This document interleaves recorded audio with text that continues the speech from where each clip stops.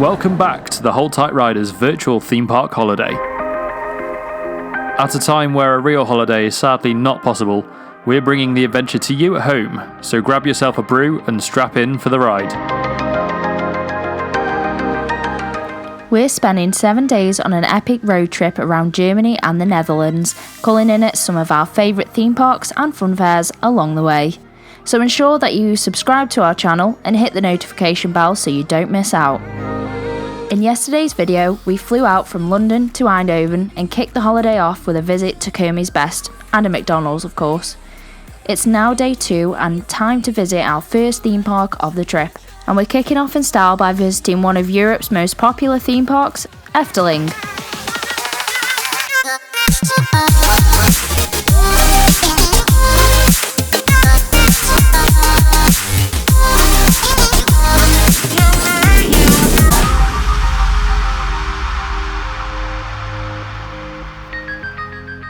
After a great night's sleep and a big breakfast at the Hotel de Leijhof Oysterwijk, we now jump in the car and make the short trip of around 20 minutes to Efteling. Efteling is located in Kaatsheuvel in the Netherlands and is the largest theme park in the country. Not only is it the biggest, but it's also certainly one of the best, as you'll see throughout the day. This park has one of the most elaborate entrances that we've ever seen. This huge structure is 52 metres tall and was actually listed in the Guinness Book of Records when it was built in 1996 for having the largest reed roof in the world, with an area of 4,500 square metres.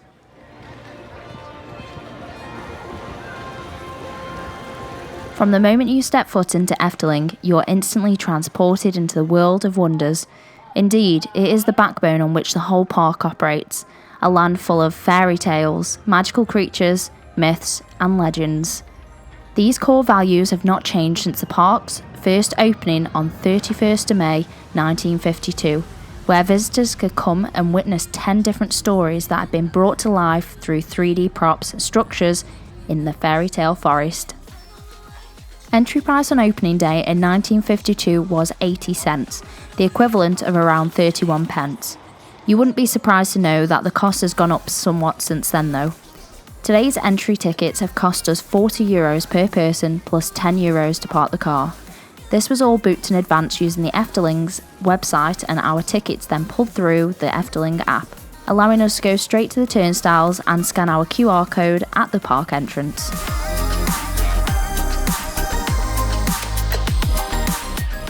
What better way to kickstart the day than with an aerial view of the park on board the Pagode, a flying island type ride built by Intamin.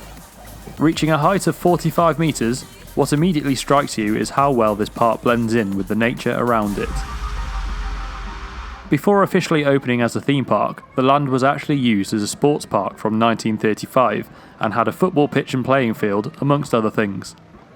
As a theme park fan, I can speak on behalf of most of us when I say good riddance to your sports and a warm welcome to the roller coasters.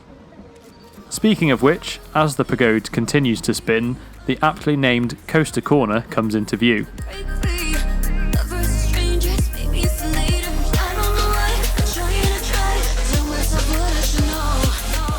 Efteling has 6 coasters, 5 of which are all over there. Baron 1898 is the newest coaster to open at Efteling.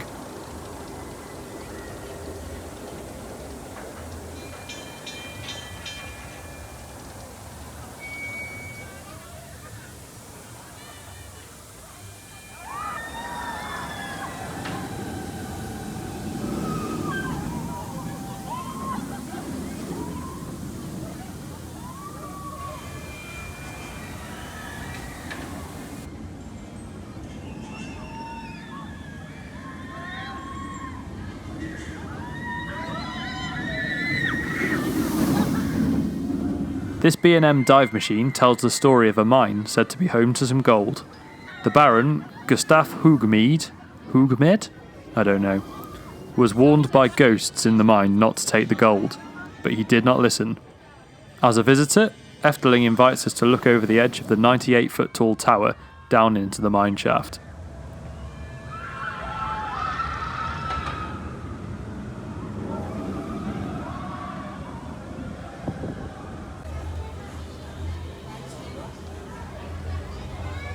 The theming of this ride is world class.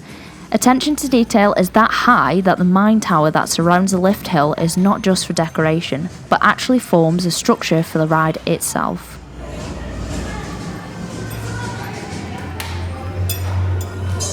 Let's take a ride on this €18 million coaster.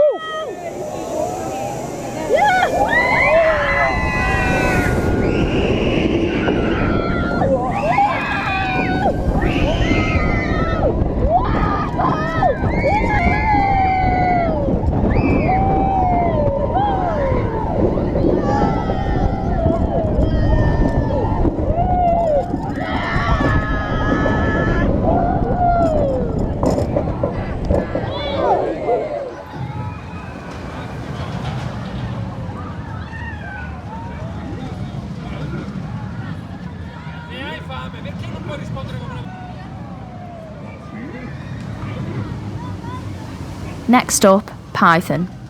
Whilst on first glance this Vekoma coaster may look a bit old and dated, it was in fact retracked in 2018 by a Belgian company, CSM. The layout, however, remains the same as it has since it first opened in 1981, featuring 2 vertical loops and 2 corkscrews.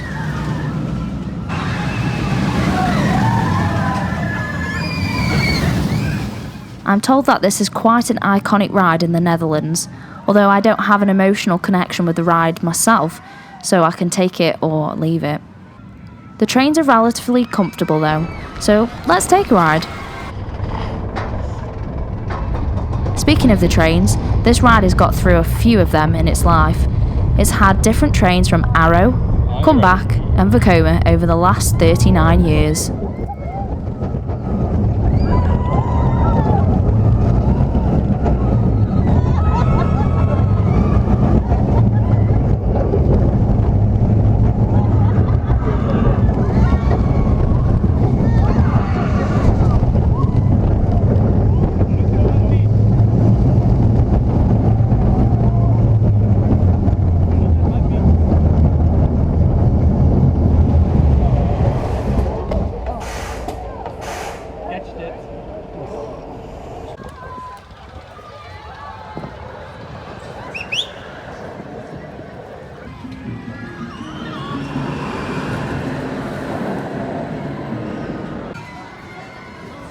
This area of the park is stunning.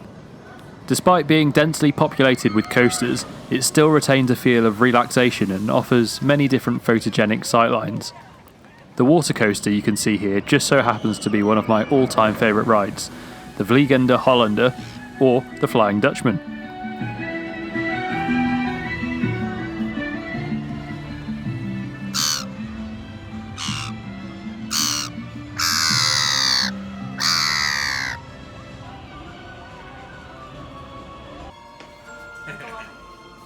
From the moment you step foot in the queue line, you're fully immersed in the story, making your way through smugglers' tunnels, emerging in a pub and through into the docks, where you then board the Flying Dutchman to set sail in bad weather and on Easter Sunday, despite this being forbidden.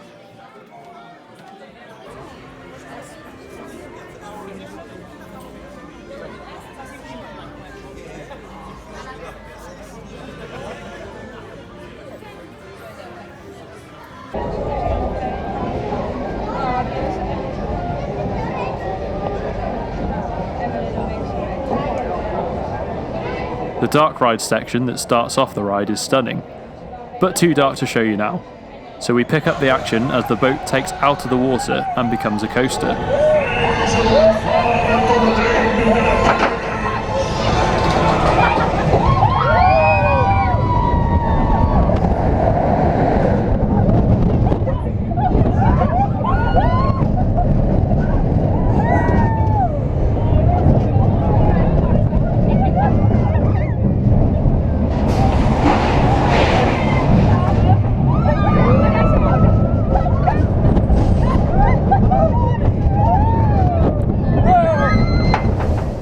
€20 million well spent, I say. The ride has 11 boats but can run with 9 at a time for an impressive capacity of 1,900 people per hour according to the rollercoaster database. This explains the fast-moving queue. Those eagle-eyed viewers of you will have already spotted the wooden coaster in the background. So let's go there next, before we stop for a bit of food. Joris and Draak is a pair of racing woodies built by GCI in 2010, which replaced the former Intamin wooden roller coaster, Pegasus, which stood on the same site until 2009. As with all the woodies built by GCI, Joris is a load of fun, with the added thrill of racing the train on the other track next to you. At €12 million to build, the park have got a good bang for their buck here, as it is effectively 2 coasters for the price of one. When queuing, we make a choice which track to ride, either fire or water.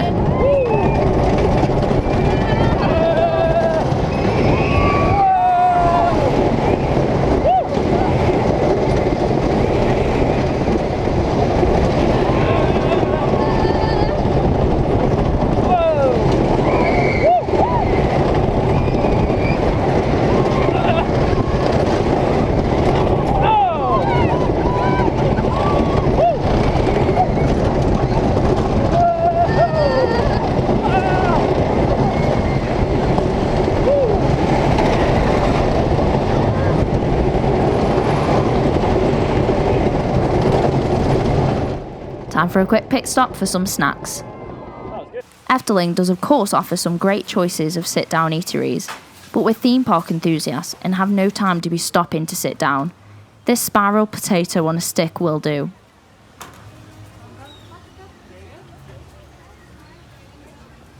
Another novelty in the food department are these holes in the wall. Each one has a different snack in. You literally put your money in and help yourself. Such fun. This here is a kip corn.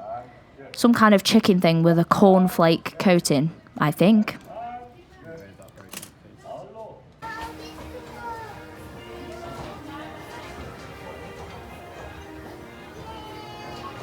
Of course, no theme park is complete without a train ride, and Efteling's is one of the few that still actually use live steam.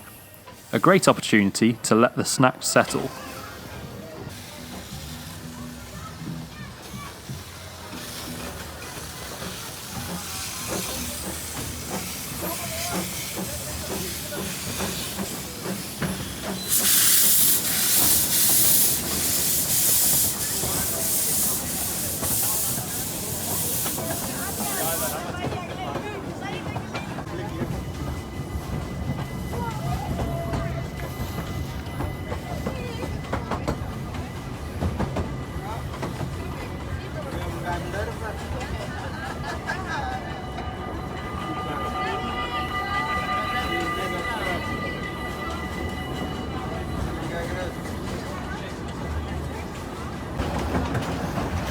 There are 2 stops on the 3-kilometre loop around the park.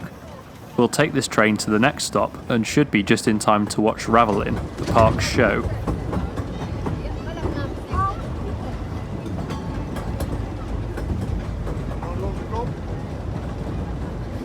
Ravelin takes place in a purpose-built theatre full of special effects, including a mechanical fire-breathing dragon. It's visually fantastic, but the story is a little weak.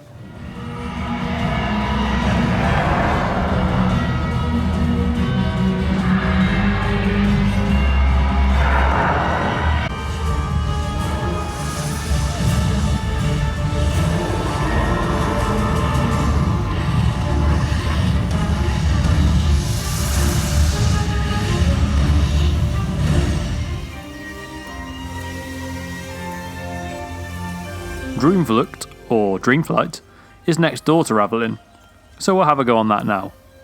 This suspended dart ride takes you on a tour through a world of fairies, elves and trolls, and culminates in a huge downwards helix. Many will tell you that this is their favourite dart ride in the park, and it's not hard to see why. Anyway, we'll leave you for the next few rides to have an explore.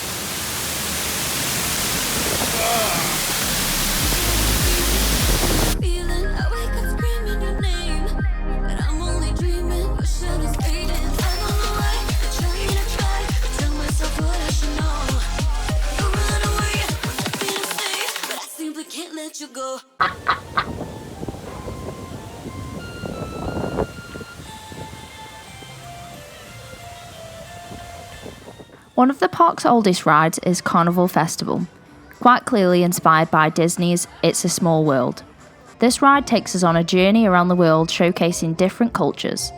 The ride has recently been updated with new LED lights and some of the scenes have been updated. The ride system is a Mack Omnimover and first opened at the park in 1984. On the journey we go through the Netherlands, Belgium, France, UK, Germany, Italy, Japan, China, the Arctic, Africa, Mexico and Hawaii.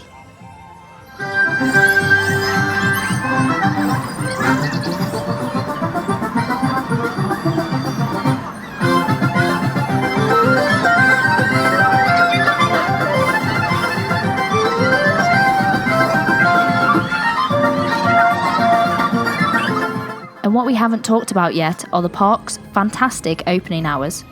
On select summer days, the park stays open until 11 PM, and today is one of those days. Unfortunately, the weather has taken a turn for the worst all of a sudden, so let's call in at the Pancake House Pol Kuchen for some food before we watch the sun go down.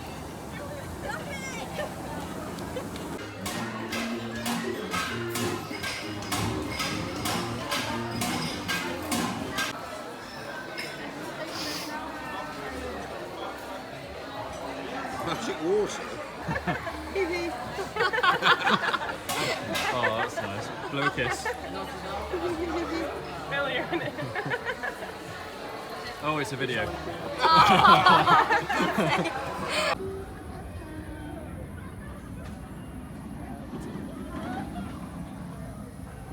We're nearing the end of the day, but there's still plenty more that we haven't had time to squeeze in.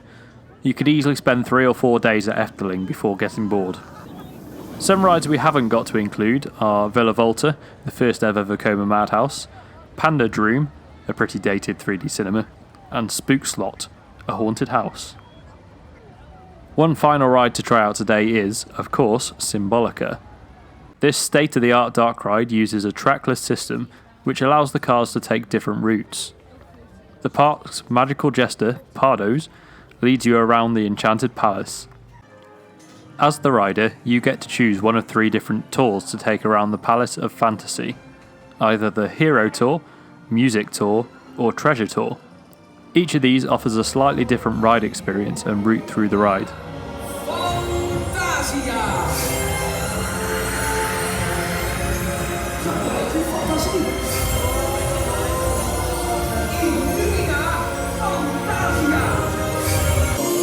It opened in 2017 at a cost of €35 million, but it's certainly very impressive.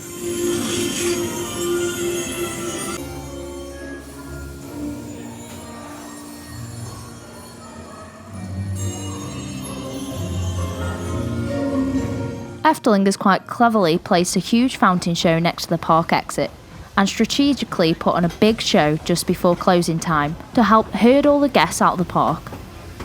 We have cleverly foiled their plan by getting back on the steam train for the last train of the day, which runs alongside the show, hee hee.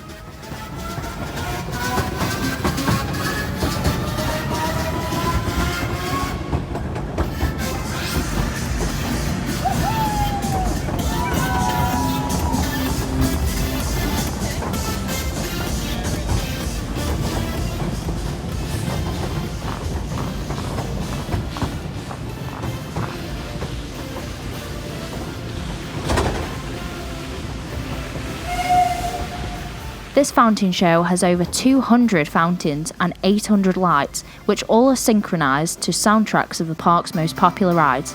Pretty cool.